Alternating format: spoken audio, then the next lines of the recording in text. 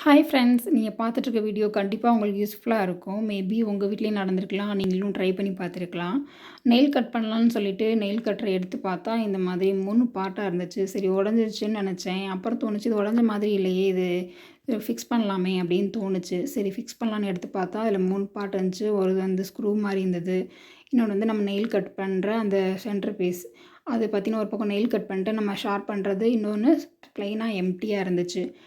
இன்னொரு பீஸ் பார்த்தீங்கன்னா, அது பார்க்குறக்கு ஃபேனோட ரெக்க மாரி இருக்கு. ஆனா, அது பேர் எனக்கு தெரியல எப்படி சொல்றதுன்னு. இன்னொன்னு ஸ்க்ரூ இருந்தது. ஸ்க்ரூ மாதிரி இருக்கு. ஆனா, அந்த ஸ்க்ரூல வந்து எட்ஜில பார்த்தீங்கன்னா, கொக்கி மாரி குடுத்துருக்காங்க.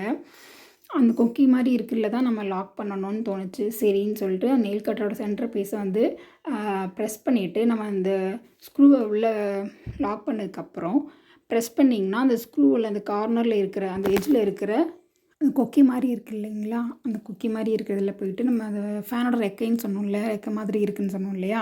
அந்த பகுதிய எடுத்து அதில லாக் பண்ணணும். அதில மாட்டுனதுக்கப்புறம் பார்த்தீங்கன்னா, நெகவெட்டி வந்து நம்ம நெக வெட்டுற அளவுக்கு ஃபிக்ஸ் ஆயிருது. அதுக்கப்புறம் நம்ம ஃபிக்ஸ் ஆனதுக்கப்புறம் நம்ம எப்பவும் போல நெக வெட்டிக்கலாம். கண்டிப்பா உங்களுக்கு யூஸ்ஃபுல்லா இருக்கும்னு நெனைக்கிறேன் ஃப்ரெண்ட்ஸ். உங்க வீட்லயும் நீங்க இந்த மாரி ட்ரை பண்ணீங்கன்னா கமெண்ட்ல சொல்லுங்க. Please like and share and subscribe my channel friends. Thank you so much.